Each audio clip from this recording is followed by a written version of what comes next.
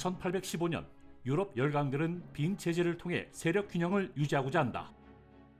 하지만 19세기 중반 오스만 제국이 쇠퇴하자 러시아는 부동항 확보를 목표로 남하하기 시작하고 영국과 프랑스는 세력 균형을 유지하기 위해 오스만의 지원을 약속하면서 크림 전쟁이 발발한다. 철갑선을 앞세운 연합군의 화력에 러시아는 수세에 몰리기 시작하고 이후 연합군은 상륙작전을 시작하는데 뉴스멘터리 전쟁과 사람, 현대 유럽의 전환점, 크림 전쟁 두 번째 이야기 지금 바로 시작합니다.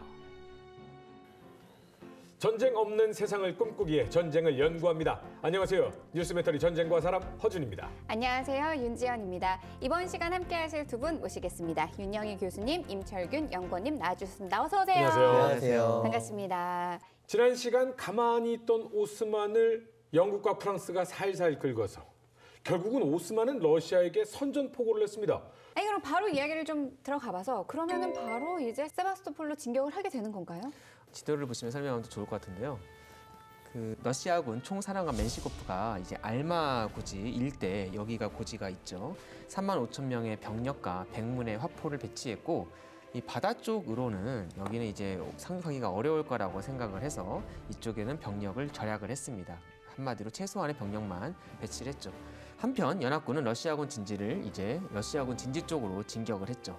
프랑스군이 중앙과 우익에서 영국군은 좌익에서 돌파하는 계획을 세웠습니다. 그런데 이때 영국군 총사령관 레글런이 진격 도중에 돌연 계획을 바꿔서 프랑스군이 돌파할 때까지 대기하라고 명령을 내려요. 이때 연합군은 이미 1800m까지 접근을 한 상태였고 이 명령에 따라서 영국군이 대기하고 있다가 사상자가 막대하게 발생을 하게 됩니다.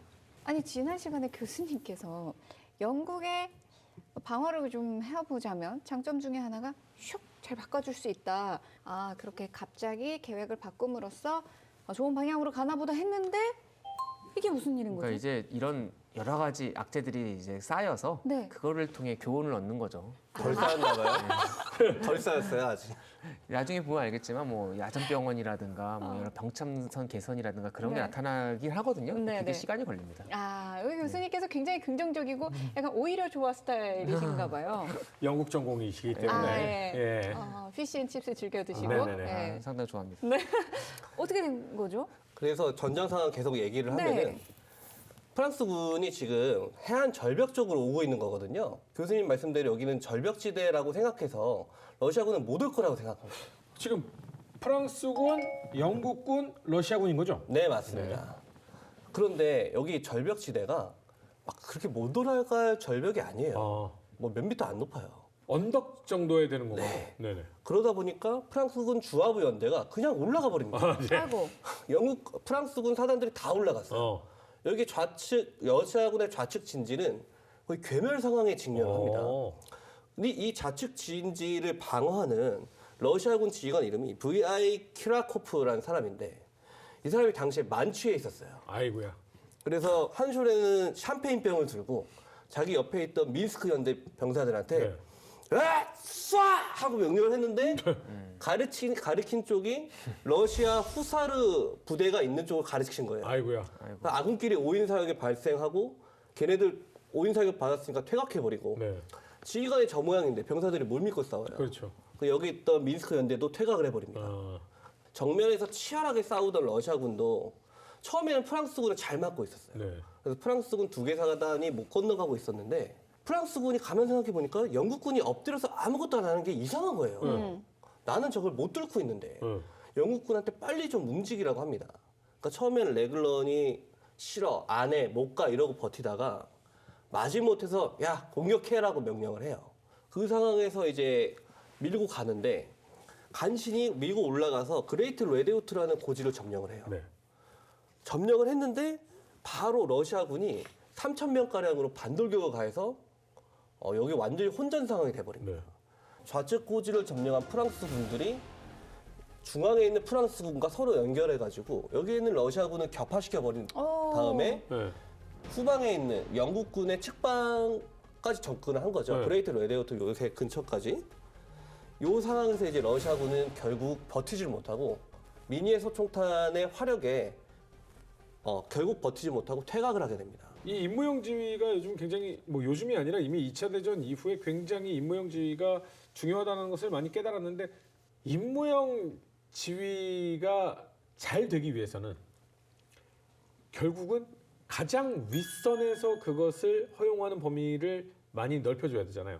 아닙니다. 아래에서 아무리 얘기해도 안 되잖아요. 허용하는 범위하고는 전혀 관련이 아, 없습니다. 그래요? 임무영 지휘가 성공을 하려면은 상급 지휘관의 의도와 당시 전장 상황을 하급 지휘관들이 명찰을 해서 상급 지휘관의 의도를 이루기 위한 자신의 작전 가용 역량과 적 상황을 분석을 해가지고 대입해서 적용을 해야지만 성공할 수 있는 거예요. 허용 범위하고는 관련이 그러면 없어요. 지금 여기에서 영국군 이 하급 지휘관들은 아예 그런 노력조차를 안 하고 있었던 상황이네요. 더 정확하게 얘기하면 상급 지휘관이 계획이 없었겠죠. 아, 계획이 없었군요. 그러면 하급 지휘관들은 지휘관의 의도가 뭔지 모르지만 공격하라니까 앞으로 가는 거고. 이게 제일 대표적인 예가 아까 여기서 막 혼전 벌어졌다고 제가 네. 말씀드렸잖아요. 그때 대열 다 무너져서 쫓겨 내려오니까 캠벨경이라는 지휘관이 착검 돌격! 하고 계속 명령을 했어요. 네네. 근데 병사들이 말을 안 듣고 일단 살고 봐야 되니까 미니에 탄 14발을 바로 쏴버렸어요. 네. 오, 생각보다 멀리까지 맞네? 어. 드디어 전열 보명이 역사의 뒤편으로 사라진 순간이 됐어요. 아, 깨닫기 시작하는군요. 이때 이제 내 총이 이렇게 훌륭한 총이구나. 아, 이 전투에서 처음 한 거예요. 그러니까 전열 보병이라는 게 왜 등장하냐면 사실 되게 바보 같잖아요. 이렇게 선 줄지어서 갔다가 막 네. 맞고. 근데 그럼에도 불구하고 왜 하냐면 이제 집중 사격을 위함이거든요. 그래야지 상대편이 많이 맞으니까. 그런데 이제 이 미니의 탄환이 등장하고 이제 저격이 가능하고 그다음에 정확도가 높아지잖아요. 명중률이 높아지고. 그러니까 이게 더 이상 쓸모가 없어지는 거죠. 그래서 미니의 탄환 등장이 되게 중요합니다. 이 전투 결과로 영국군 2,000명, 프랑스군 1,600명이 사상을 입고 러시아군은 5,000명 이상의 사상자가 발생을 했습니다. 그럼 이 상황에서 바로 세바스토폴을 쳤으면 네. 함락시킬 수 있었거든요. 어. 당시에 병사 5,000명에 선원 10,000명밖에 없었어요. 네. 요새화도 잘 안 돼 있었고. 그런데 이 지도가 없으니까 상황 판단이 안 되잖아요. 그래서 현지 타타르인을 고용해가지고 첩보를 획득하려고 했는데 이 타타르인이 고인지 아닌지는 모르겠지만 세바스토폴의 북쪽면이 방어가 너무 막강하고 러시아가 사력을 다해서 지키려고 한다. 남쪽은 비었다. 이 말을 믿고 연합군이 남쪽으로 우회를 하면서 천금 같은 시간을 다 날려버립니다. 그러면 지금 말씀하신 바로는 이 세바스토폴을 이제 누가 장악을 먼저 하냐에 따라서 이 승리가 갈라질 것 같아요. 크림반도에서 세바스토폴이 차지하는 전략적 그 의미가 굉장히 커요. 엄청나죠. 세바스토폴은 예카테리나 대제 시절부터 저 지역 흑해 전체를 아우를 수 있는 전략 해군 거점입니다. 연합군은 이제 세바스토폴을 포위하기 시작합니다. 그래서 세바스토폴에 대한 접근을 하기 위해서 프랑스군이 먼저 도착해가지고 또 프랑스군이 먼저 도착했어요. 프랑스군이 영국군보다 숫자가 많으니까 항상 선봉에서 움직였어요. 네. 그러다 보니까 먼저 도착해서 24시간 동안 참호를 팠어요. 결국은 세바스토폴 전체를 둘러싸는 포위망을 형성을 하고 한 50문 정도의 야포를 올려놓을 수 있는 포대를 구축을 해요. 그 상황에서 이제 포격전을 하는 건데 그런데 그 우회하는 며칠 시간 동안 모든 시민들이 달라붙어서 세바스토폴 전체를 요새로 만들어버렸어요. 그래가지고 그 포격에 안 부서집니다. 결국은 이제 러시아군이 세바스토폴을 결국 열심히 지금 이제 요새화시키고 있단 말이죠. 그리고 역정보에 당해서 영자 하고 남쪽으로 지금 가고 있단 말이죠. 근데 요 지역의 느낌은 어차피 영국군과 프랑스군이 해군이 강하잖아요. 이렇게 둘러싸고 함포로 빵빵 쏘면 되는 거 아닙니까? 허든 MC님 말씀처럼 해군 전력이 와가지고 1200문이 넘는 포로 화력을 퍼부었는데 5만 발이 넘는 포탄을 퍼부었는데 해안포대에서 안 깨졌어요. 오히려 연합군 함대만 좀 피해를 입었죠. 그 상태에서 포위망이 계속 지속되고 있는 거고 이 포위망을 유지하려면 보급을 해야 되잖아요. 그렇죠. 네. 당시에 영국군은 여기 발라클라바라고 써져 있는 글씨가 있는데 네. 제가 가리키고 있는 이곳이 발라클라바 만입니다. 여기랑 프랑스군은 이쪽 일대로 보급을 받았어요. 이 두 군데가 연합군의 주요 보급로다 보니 러시아군 입장에서는 프랑스군은 영국군보다 세 보이잖아요, 지금. 네. 그 영국군의 보급로를 차단시키려고 한 거예요. 그래서 맨시코프 장군이 지원군 병력을 받습니다. 그 병력이 도착하자마자 발라클라바에 대한 공세를 계획하기 시작합니다. 아, 그러니까 본인들이 세바스토폴의 포위를 지금 당하고 있는 상황인데 저쪽으로 보급을 끊어 먹으면 영국군은 물러날 거야. 그러니까 러시아군이 뒤로 돌아서 원정군이 이쪽으로 오게 되는군요. 아닙니다. 그럼요? 이렇게 얘기하면은 마치 맨시코프가 네. 러시아군 총사령관이 세바스토폴 안에서 다 지휘한 것처럼 보이잖아요. 네. 이 사람은 세바스토폴 안에 없었어요. 어디 있어요? 아까 알바고지 전투에서 패퇴한 병력들이 이끌고 네.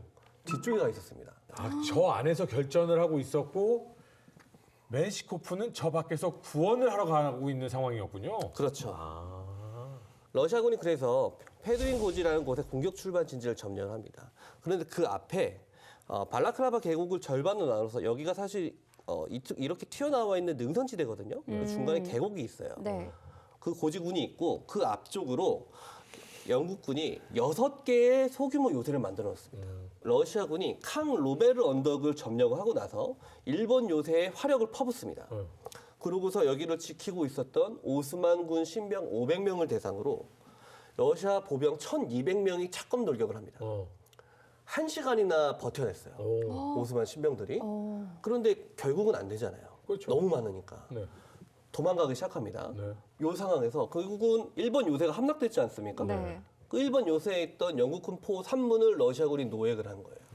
멀리서 지켜보고 있던 영국군 총사령관이 길길이 날뛰는 거죠. 지금까지 대영 제국군이 단 한 번도 화포를 노획당해 본 적이 없는데 지금 뭐 하는 거야? 그 상황에서 러시아 기병 4,000기가 4번 요새를 강탈합니다. 그래서 한 번에 함락시켜요. 그 다음에 이 4,000기가 93 하이랜더 여단 방향으로 돌격을 가하는 상황인 거죠. 그럼 다 쓸려 나갈 수 있는 상황이었는데 미니에탄이 얼마나 좋은지 한번 경험해 봤잖아요. 네. 소총 일제 사격을 한번 저지를 시킵니다. 그 코자크 기병들이 한번 저지된 그 상황에서 영국군의 경기병과 중기병들이 와가지고 격퇴를 시킵니다. 러시아 기병들은. 이제 뒤쪽에 있었던 프랑스 군까지 가세를 해서 오니까 공세에 나섰던 러시아군은 노획한 야포 3분 들고 북쪽 고지와 이 동쪽 고지 일대로 퇴각을 하게 되는 거죠. 대포 들고 TT. 그래도 영국군이 미니에탄을 이제 드디어 각성을 하기 시작했어요. 윤영 교수님 얼굴 표정이 약간 좋아지기 시작한 것 같은데. 근데 여기서 사단이 발생을 합니다. 아, 그래요? 예, 길게 날뛰었던 레글론 사령관이 자신의 부관을 시켜가지고 기병 사단장 루컨에게 당장 야포를 찾아오라고 이제 명령서를 전달을 했던 것이죠. 근데 사실 이제 근데 이게 명령이 되게 좀 포괄적으로 내려오는 거예요. 뭐 좀 세부적으로 어느 지역에 가서 어떻게 찾아야 되는지 이제 이런 내용이 없었던 상황인 것이죠. 그래서 루컨 사단장이 보기에 당시 고지가 2개가 보였는데 이제 우측 고지에는 이제 노획당한 영국군 야포가 있었고 좌측 고지에는 이제 12문의 야포와 코사크 기병 주력이 배치된 러시아군 주 진지가 있었습니다. 그래서 이때 이제 루컨 이 사단장이라는 사람이 도대체 어디를 가라고 명령을 내린 건가라고 이제 물었는데 네. 이걸 룰론이라는 사람이 부관이었는데 이 사람이 알 리가 없잖아요. 그래가지고 그냥 잘 보이는 쪽을 가리치면서 저쪽이 이제 적이 있습니다라고 보고를 이제 했습니다. 결국 루컨이 이제 명령이라고 돌격하라고 지시를 내렸죠. 자, 그래서 이때 이제 뭐 알려져 있기로는 둘이 이제 천한 매형 사이였는데 서로 이제 사이가 별로 안 좋았다고 알려져 있죠. 근데 이게 잘못된 방향이면은 문제가 되는 것이 지금 막 퇴각한 야포를 가진 러시아군이라면 퇴각한 적을 쫓게 되면은 오히려 전과 확대도 될 수 있고 야포를 되찾을 수도 있지만 퇴각한 쪽이 아니면 큰일 나죠. 기다리는 쪽이 될 수 있는 거잖아요. 그럼요. 그렇죠. 당시 그 북쪽 고지로 가는 계곡이 이렇게 양갈래로 돼 있었거든요. 네. 이런 형태로 돼 있었습니다. 북쪽 고지로 가는 길이. 네. 그런데 돌격하라고 명령을 내렸으니까 네. 661기의 영국 기병들이 13경기병을 선두로 이제대가 17창기병 뭐 이런 식으로 해서 돌격을 했는데 네. 당연히 쏟아지겠죠. 머스켓탄이랑 포탄이 네. 수백 개의 말이 자기들 앞으로 오니까 공포에 질린 러시아군들이 패주해버립니다. 그대로. 저 기병 돌격 막으라고 코자크 기병한테 명령을 내렸는데 걔네들이 제일 먼저 튀었어요. 그러면서 영국 기병들이 말 그대로 기마로 짓밟아 버립니다. 그 밑에 있는 계곡까지. 정말 버서커 모드가 된 거네. 정말. 네. 여기서 이제 영국군은 113명이 전사하고 그 다음에 134명이 부상당했거든요. 말은 362피를 잃고 러시아군은 180명 이상이 사상을 당하고 그 이상의 병력이 탈영했습니다. 이 돌격했던 기병들은 여기에 지금 매복이 있다라는 것을 눈치를 못 채고 그냥 간 거예요? 아니면 알고 있었어요. 알면서 돌격한 거예요? 알고 있어요. 아까 그 메제라고 했던 사람이 네. 기병 사단장한테 말도 안 되는 소리다. 삼면에서 머스켓탄 쏟아질 텐데 저게 죽으러 가는 건지 이게 무슨 돌격이냐 건의를 했는데 무시하고 공격하라고 한 거죠. 근데도 군인은 이긴 명령에 거예요. 간다 하고서는 그냥 간 거예요. 네. 이게 그 유명한 경기병 돌격입니다. 와, 이게 어떻게 이런 일이 있을 수가 있지? 근데 지금 이게 전투 결과가 네, 어쨌든 요새선은 부셨잖아요. 네, 야포 3문 노획했고 러시아 입장에서 맨시코프 입장에서는 야 이건 이긴 거야. 이거 이겼어. 우리 여기 발라클라바에서 승리할 수 있어. 라는 희망에 이제 사로잡히게 되는 거죠. 네. 아, 그래서 다시 공세를 준비를 합니다. 그 전에 발라크라마에서 이제 느꼈던 그 달콤함을 한 번 더 맛보자. 그렇죠. 네. 그래서 소이모프라는 장군이 지휘하는 러시아 제14단이 이 인케르만 고지의 북쪽과 동쪽으로 돌아서 공격을 하면 11사단 파블로프라는 장군이 지휘하는 11사단이 잉커만 다리라는 곳이 있습니다. 그 다리를 건너서 잉커만 고지를 공격하게 했어요. 이 두 개 사단이 전진 배치된 상태가 되면은 지휘권을 단넨베르크라는 사람이 지휘하라고 복잡하게 작전을 만든 거예요. 근데 이게 말도 안 되는 거거든요. 그때 되면은 단넨베르크가 지휘를 맡아라. 그 전까지는 사단장들 알아서 하고 아, 이때 저기 워키토키가 가능했어요? 안 됐죠. 아니, 그럼 그러면 어떻게 알고? 그 지점에서 어떻게 와. 알고 지휘를 바꿔요, 갑자기? 그러니까 단넨베르크라는 장군이 생각할 땐 이게 말도 안 되는 계획인 거예요. 어, 그래서 계획을 바꿉니다. 14단 그쪽으로 돌아가지 말고 11사단이랑 같이 바로 잉케르만 다리로 가서 11사단이 다리 도강하는 거 건너가는 거 지원해줘. 나는 합리적으로 바꿨는데 네. 진격을 하던 소이모프 장군이 네. 14단장 소이모프 장군이 이걸 전달받고 나서 답변 명령을 지금 와서 계획을 바꾸면 이게 더 혼란이 생기는데 어떻게 하냐. 난 내 맘대로 할 거야 하고 그냥 북동쪽 고지로 진격을 합니다.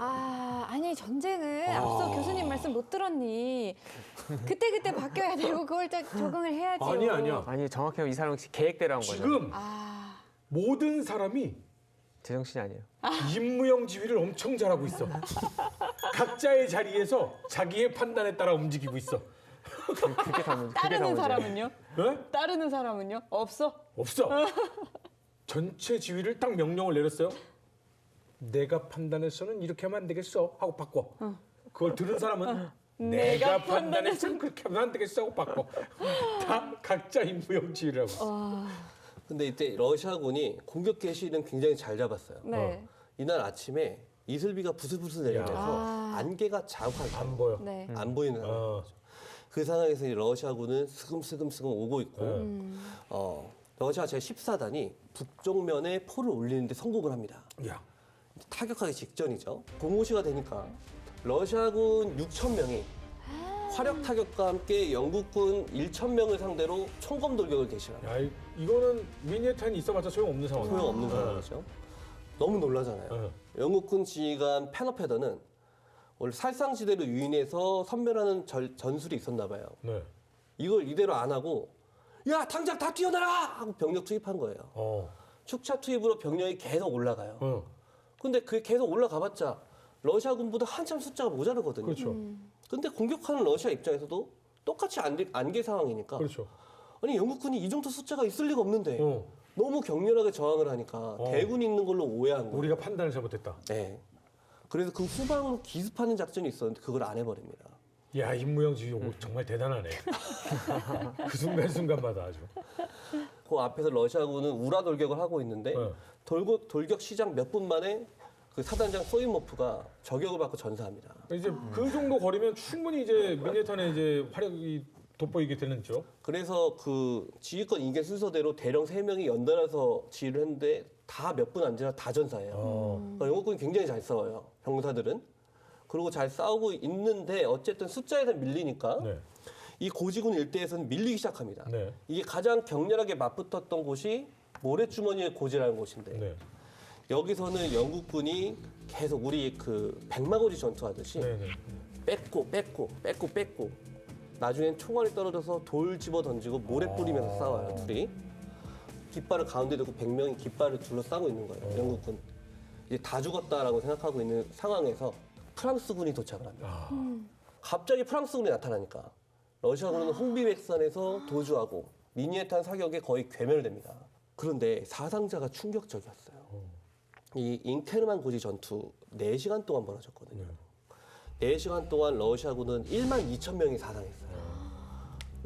영국군은 2,600명 정도, 프랑스군은 1,700명.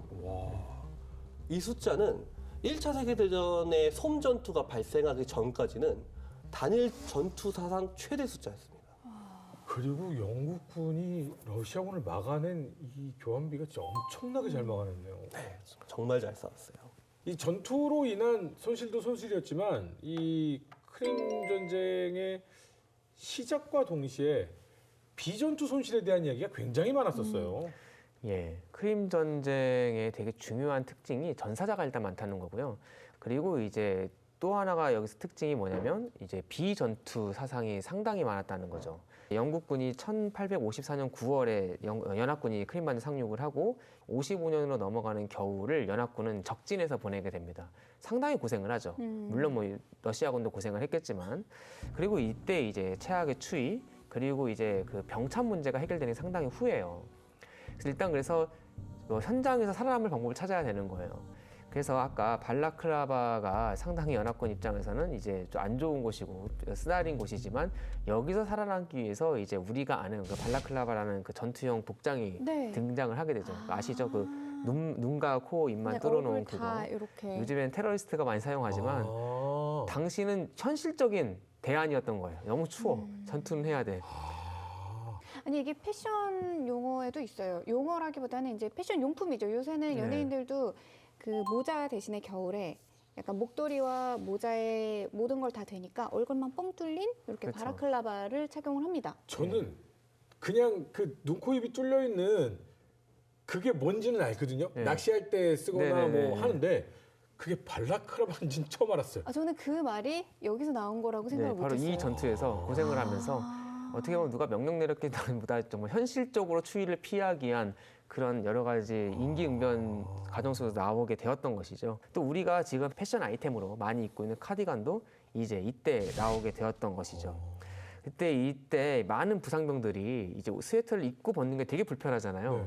그러니까 이제 옷을 그럼 이렇게 위아래로 벗는 게 아니라 목부터 벗고 입는 게 아니라 단추를 채워서 벗는 옷을 고안을 해요. 이걸 이제 고안했던 사람이 바로 이제 토마스 브루터넬이라는 사람인데 이 사람이 카디건 백작이었거든요. 그래서 이 사람의 이름을 따서 카디건이라는 옷이 나오게 되었던 것이죠. 아, 그전에는 위아래로 벗기만 했는데 이때 단추로 이렇게 입고 벗는 스웨터가 나온 거예요? 네, 그렇죠. 그리고 이제 방금 말씀드렸듯이 이제 인명 피해가 엄청난 전쟁이었어요. 네. 러시아는 좀 많이 죽잖아요. 90만 명이 참전했고 여기서 45만 명이 사망을 했는데 아이고. 이 중에서 거의 70%에 육박하는 37만 명 정도가 비전투 사망이었습니다. 왜냐하면 이제 위생관념이 매우 떨어지고 또 이제 또 대변을 보고 이렇게 소변을 보고 할 때 한마디로 이제 배설물 처리를 지금처럼 체계적으로 하지 못했던 거죠. 그래서 수원지 옆에서 왜냐면 같이 닦아야 되니까 수원지 옆에 변소를 두는 경우가 많았어요. 또 이제 의료에서도 당시에 이제 뭐 지금으로선 상식이지만 의료진이 손을 씻는다든가 아니면 뭐 린넨이나 아니면 환자용 의복 같은 걸 삶아서 빤다든가 하는 것도 사실은 이때까지 사실 실행이 잘 안 됐었어요. 그런데 이때 이제 활약했던 한 인물이 있었죠. 바로 여러분도 잘 아는 백의의 천사. 바로 이제 나이팅게일?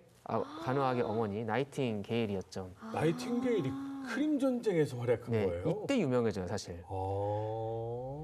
우리는 나이팅게일이 지금도 별명이 백의의 천사, 그리고 등불 들고 이렇게 환자 치료하는 그런 장면이 있지만 사실 나이팅게일이 했던 일은 사실 정확히 얘기하면 병원 행정 개혁입니다. 제일 먼저 한 일이 무엇이었냐면 이제 관찰을 한 거예요. 나이팅게일이 당시로서는 드물게 그 수학과 과학 그리고 여러 문학에 대한 교육을 받았었습니다. 집안이 좋아서. 그래서 통계학에 대해서 되게 해박한 지식이 있었고요. 그래서 제일 먼저 이제 나이팅게일이 여러 자료를 보니까 물자 배급의 문제다. 아, 제대로 병참이 안 되는 것도 문제지만 오는 것도 효율적으로 분배가 되고 있지 못하다라는 것을 알게 되어서 제일 먼저 자기 그 휘하에 나이팅게일 휘하에 간호사 중에 일종 행정을 맡는 간호원을 세웁니다. 그래서 물자를 가장 시급한 사람한테 먼저 순차적으로 줄 수 있게 그거를 배급하고 그것도 안 되니까 자기 사비를 털어서 필요한 물품들을 이제 여기 사요. 그리고 이제 자벽을 맡는 병사들을 세워서 그들이 이제 빨래도 하고 그리고 이제 독립된 수술방을 만듭니다. 당시 그런 개념도 잘 없었어요. 그래가지고 한 명 수술한 다음에 또 눕히고 막 하고 그런 건데 독립된 수술방 거기다 이 위생적인 처리를 한 수술방에서 이제 재빠르게 응급처치를 할 수 있는 그런 병원 행정 체계까지 세웠었죠. 그리고 이제 군 지휘부를 설득해서 사실 이때 마취제가 없진 않았습니다. 네. 그런데 이게 잘 이제 들어오지 않았었거든요. 비싸고 가격 문제도 있기 네. 때문에 가격 문제가 있어서 이제 마취제가 들어오지 않았는데 육군 본부를 설득해서 이제 클로로포름이라는 마취제를 대량으로 구입해서 또 이게 병사들 되게 많이 살립니다.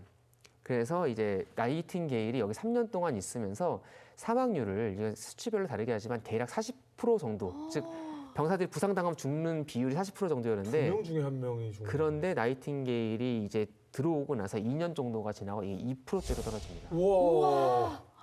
그래서 혁신을 이루었다라고 해도 과언이 아니고 현대 간호학의 어머니라고 불리는 것도 사실 와. 과언은 아니죠. 병원에 오기만 하면 거의 다 살릴 수 있는 사람들이 절반 가까이 죽었던 거네요. 그러니까 예전에는 저 공간으로 가면 아 결국 죽으러 가는구나. 이제 난 안 아파요. 오히려 이런 사람들이 많았다면 이제 저 곳에 가면 다시 내가 살아날 수 있다. 힘이 생긴다라는 희망도 또 생기는 거잖아요. 근데 이것만 봐도 알 수 있는 게 러시아는 45만 명 중에 37만 6천이기 네, 때문에 70% 이상. 그래도 가면 60%는 사는 거예요. 근데 러시아는 가지도 못했다는 거죠. 놀라운 거 말씀드릴까요? 그게 나이팅게일에 비견되는 의료 혁신을 한 결과입니다. 그나마 네. 왜냐하면 이때 나이팅게일이 저렇게 의료 혁신을 하고 있을 때 러시아 군의관 피고로프라는 사람이 있었어요. 이 사람이 최초의 야전병원에서의 전신마취 제도를 도입을 하고 최초의 군진의학 분야에서 이제 전상자 분류를 합니다. 네. 그러니까 대량 전상자가 발생을 하면 소생 불가능은 까만색, 얘는 후성 보내면은 살지도 몰라 빨간색, 얘는 경상이야 노란색 이렇게 분류를 하는 체계가 있거든요. 네. 이거를 피고로프가 처음으로 창안을 해냅니다. 아, 지금도 사실 대형 만약에 인명사고가 나면은 이런 그렇게 식의 하죠. 어떤 분류를 하잖아요. 그렇죠. 그러니까 이게 엄청 떨어뜨린 거예요. 저 숫자가. 아, 네. 아, 만약에 그 사람 없었으면 90만 참전해서 80만 80만. 갈 뻔했네. 120만 갔을 수 있었죠.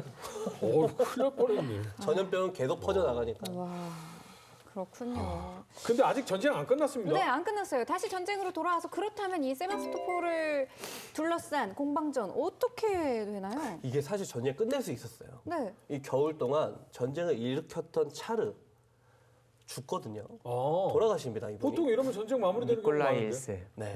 니콜라이 1세가 돌아가고 아들이었던 알렉산더르 2세. 알렉산드르 2세. 네, 알렉산드르 2세가 취임을 해요.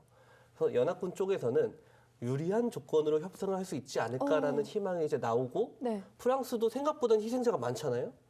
이때쯤 되면 이제 발 빼고 싶어 했어요. 그런데 영국에서 주전론자인 팔머스턴이 집권을 합니다. 총리로. 여기서 하나만 좀 더 첨언을 하자면 당시 이제 파머스턴은 휘그, 영국의 토리가 있고 휘그가 있는데요. 물론 이제 영국은 기본적으로 지금 제국주의의 시대지만 휘그가 좀 더 제국주의적 성향이 강했습니다. 그런 상황에서 이제 외무장관으로 오래 있다가 파머스턴이 이제 수상이 되는데, 그러니까 사실 여기서 전쟁을 끝내도 영국이 원래 생각했던 세력 균형은 이루어지게 되어 있었어요. 하지만 이제 파머스턴은 여기서 조금 더 나아가서 러시아라는 나라가 다시 이제 팽창을 하는 것을 애초에 이제 막 싹을 잘라버려야겠다는 생각을 하게 된 거죠.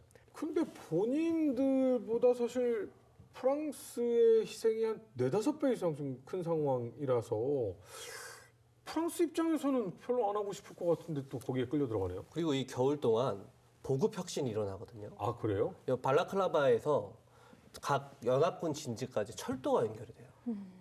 그러면서 일부에 말씀드렸던 철도와 함께 전신이 깔리고 이 철도를 타고 기자들이 옵니다. 또 왔어요. 예. 그래서 여기 상황을 이제 막 타이핑 쳐가지고 전신으로 본국으로 보내고 본국에선 아침 조간신문 발행될 때마다 난리가 나고 있는 거죠. 우리가 이렇게 러시아를 압도하고 있다, 뭐 이런 식으로. 반대죠. 이렇게 병사들이 개판으로 살고 있고 이렇게 막 다 죽어가고 있고 그럼 보급은 전쟁 끝나야 제대로 안 되는 거 되고 이게 가니까 나이팅게일이 그 신문을 보고 간 거예요. 그리고 또 나이팅게일 활약이 알려지면서 또 이제 막 모금 운동도 일어나고 우리가 우리 병사들 돕자, 살리자 이제 이런 여론이 또 일어나게 됐던 거죠. 프랑스 같은 경우는 아까 말씀하신 것처럼 상당히 피해가 많았지만 이제 나폴레옹 3세가 기반이 약하고 또 여기 전쟁까지 만약에 사실상 큰 이런 정도의 정말 희생을 냈는데 큰 전과가 없이 끝나버리면 상당히 나폴레옹 3세 정치적 입지가 어려워지는 네. 그런 위험성이 있었어요. 그래서 전쟁을 계속하게 되었죠. 나폴레옹 3세도 정치적인 입지에 어떤 영향이 있었군요. 알다시피 나중에 그래서 나라를 망치죠. 아주 멋지게 말아드셨죠. 말아드셨죠. 그 상황에서 세바스토폴에 대한 포위망은 현재 이루어져 있는 상태입니다. 일부에선 제가 50문 야포를 올려놨다고 했는데 이 겨우 내 진지를 보강해가지고 세바스토폴 쪽으로 참호선도 더 다가가 있는 상태고 야포도 500문으로 크게 증강을 시켜놓은 상태예요. 그래서 작년 10월에 퍼부었던 화력의 2배 이상을 퍼부을 계획을 하죠. 그거를 눈으로 보고 있는 러시아군도 저게 날아오면 큰일 나니까 5,000기 미만으로 계속 역습을 가해보는데 당연히 미니탄을 쏘는 연합군의 소부대 화력에 막혀서 다 격퇴당합니다. 그러다가 이제 포격이 진행이 됐어요. 세바스토폴 전체는 검은 연기에 휩싸였고 도시는 완전히 초토화되기 시작했습니다. 이제 남은 거는 말라오프와 레단 이 두 곳만 함락시키면 세바스토폴은 떨어지는 겁니다. 원래 프랑스의 계획은 3시간 동안 공격 준비 사격을 말라오프 요새에 퍼붓고 돌격을 하는 거였는데 이 신임 사령관 펠리시에가 갑자기 계획을 바꿉니다. 또? 야, 가만 생각해 보니까 새벽 3시에 포 쏘면 번쩍번쩍 하잖아. 그거 보고 러시아에도 올라올 거 아니야. 네. 포 쏘지 말고 은밀히 가서 기습해. 말도 안 되는 얘기잖아요. 그런데 저기 마멜론 고지 일대에서 로켓 신호탄 올라오면 돌격하기로 했는데 네. 그게 약속인데 그 일대 어딘가에서 제 생각엔 조명탄 같아 보이는데 뭔가 번쩍. 도화선 불빛이 반짝반짝거리는 포탄 몇 개가 올라온 거예요. 공격 준비 사격이 아닌데 신호가 아닌데 조명탄이구나. 이걸 보고 로켓 신호다. 늦는 것보단 빨리 가는 게 낫다. 돌격 앞으로 명령을 내린 거죠. 그래서 이 97년대만 돌격하다가 러시아군의 화력에 직면해서 괴멸당합니다. 그러고 나서 한 20분쯤 지나고 나서 진짜 신호가 올라온 거예요. 근데 앞에서 다 죽는 거 봤잖아요. 다른 프랑스 군들은 안 갔어요. 그래서 눈앞에서 조준 사격을 하는 모습을 봤잖아. 그거 네. 어떻게 가요? 알고 있다는 건데. 그러니까요. 그러니까 이걸 보고서 또 보론초프 능선이라는 곳에서 그 영국군 총사령관 레글런이 이걸 보고 있었어요. 프랑스군이 고깃덩어리가 되고 있는 거예요. 그 전까지는 프랑스군 별로 좋게 생각 안 하셨던 분인데 갑자기 의무감과 사명감이 드셨나 봐요. 프랑스군을 빨리 지원해야 된다. 왜 공격 이렇게 준비 유명한 사격 없이 지휘관이 영국군이 많아? 또 돌격하는 거죠. 계획대로 하든지 아니면 뭐 그러니까 정말 뭐 임무형을 하든지. 그래서 영국군 돌격대가 3분의 1이 그레이프샷 일제 사격 단 한 번에 전멸합니다. 이 전투가 끝나고 나니까 영국군은 전사 1,000명, 프랑스군은 7,500명이 넘는 사람이 사상됐어요. 러시아군은 거의 안 죽었습니다. 이게 숨이 막히는 결과에 직면한 레글런 이 사람은 우울증에 걸려서 나중에 심장마비로 돌아가십니다. 그러니까 이 정도가 죽어 나가버리니까 더 이상은 돌격할 병력이 없는 거예요. 그래서 또 포격전만 양측이 지루하게 주고받습니다. 병사들은 또 겨울을 나야 된다는 생각에 공포에 질리기 시작하죠. 네. 근데 이거는 러시아도 마찬가지잖아요. 그렇죠. 그렇죠? 방어는 해내고 있어도 이때까지 한 6만 5천 가까이 지금 죽어나가고 있었거든요. 네. 러시아군 사령관 입장에서는 이거 가망성 없는 전투에 그렇죠. 계속 병사들이랑 시민들만 죽어나가니까 빨리 포기하자라고 황제한테 건의했어요. 근데 황제가 차르가 자존심 때문에 이걸 또 묵살합니다. 안 돼. 무조건 이겨내. 라고 하니까 어쩔 수 없죠. 황제가 나가 싸우라는데 나가 싸워야죠. 그래서 8월 16일로 공격을 하기로 했어요. 근데 참 러시아군이 운이 좋은 게 이 네. 날짜 8월 15일이 그 나폴레옹 3세가 그 취임한 기념일이었나 봐요. 프랑스군이 술을 많이 마셨어요. 아, 러시아군은 이 황금 같은 기회를 물론 알 리는 없었겠지만 네. 새벽 4시에 보병 47,000, 기병 1만이 이제 티락티르라는 다리를 향해서 전진을 해옵니다. 그런데 그 전날 술에 취해서 지금 다 자고 있잖아요. 네. 안 쏜 아무도 거예요. 반응을 대응을 안 해. 네. 그 자고 있다가 빠바바바바 하니까 뭐야 하고 일어나가지고 진지로 들어간 거죠. 연합군 병사들은. 네. 그러다가 고르차코프 사령관이 자기 부관이었던 크라스프스키 중위한테 전진하고 있는 사단장들, 리드 장군, 리프란디 장군이 있었거든요. 이 사람들한테 단편 명령을 전달합니다. 이제 시작할 시간이다. 멋있잖아요. 그 말밖에 없었어요. 뭘요? 그러니까요. 그걸 전해들은 리드 장군이 뭘 시작하라는 거야? 크림 전쟁의 키워드네. 네. 임무용 지휘를 시작해라. 알아서 해라. 알아서 해라. 알아서 해라. 이렇게 하니까 그거를 되물음 받은 부관도 알 리가 없잖아요. 네. 모르겠는데요. 이래버리니까 아 그럼 포격은 시작했으니까 보병 돌격하라는 거겠구나라고 판단을 한 리드 장군이 아직 포병과 기병이 도착하지 않았는데 보병이 먼저 돌격을 한 거예요. 당연히 돌파에 실패합니다. 그래서 단 프랑스군은 이걸 고지에서 보고 있다가 접근해 오니까 다 조준 사격해버린 거예요. 그러니까. 20분 만에 러시아군 2,000명이 쓰러졌어요. 아, 정말 엉망진창이네요. 와. 그러다가 결국은 뭐 그레이프샷 맞고 미니에탄 집중 사격 받고 하다가 결국은 무더기로 패퇴를 했죠. 그런데 고르차코프 사령관이 이대로 끝낼 수 없잖아요. 없죠. 그래서 자기가 가지고 있던 마지막 예비대였던 5사단 병력을 리드 장군한테 밀어줬어요. 근데 리드 장군이 이걸 한꺼번에 올려보냈으면은 그래도 가능성이 돌파를 그나마, 했는데 네. 쪼개가지고 연대 단위로 또 축차 투입을 한 거예요. 아, 그래서 올라가는 족족 쭉 하나씩 그렇죠. 하나씩. 결국 이겨내지 못하고 고르차코프는 총퇴각을 명령을 했고요. 이 전투 결과로 연합군은 1,800명이 사상을 했지만 러시아군은 2,273명이 그 자리에서 전사하고 4,000이 넘는 부상자, 아, 1,742명이 전투 시작과 동시에 탈영을 해가지고 이 사람들이 실종돼 버립니다. 그래서 세바스토폴을 구원하려는 마지막 시도가 물거품이 돼버리죠. 그러고 나서 9월 8일 연합군이 드디어 대공세를 가기 시작합니다. 그 시간에 12시 정각에 프랑스군 11개 사단이 일제히 돌격을 해서 말라호프 요새가 저항 한번 못 해보고 함락이 되고 영국군도 레단 요새로 용맹하게 해서 치고받고 치열하게 싸우다가 말라호프 요새에서부터 날아오는 프랑스군의 사격을 받고 러시아군이 못 견디면서 총퇴각을 해버립니다. 그 시점에서 세바스토폴은 이미 끝난 거예요. 끝났다고 봐야겠네요. 보통 유럽의 전쟁을 보면은 끝까지 가서 짓밟는다기보다는 세게 한 방 때리고 협상을 시작하죠. 그렇죠. 역사는 우리가 이제 크게도 보고 작게도 봐야 됩니다. 일단 이 전쟁이 아까 우리가 막 러시아는 90만 명 투입되고 막 그랬는데 전역이 생각보다 넓었어요. 넓었고 또 영국이 많이 쓰는 방법이 뭐냐면 어떤 나라랑 싸울 때 영국은 이제 국력이 되니까 동시다발적인 공격을 합니다.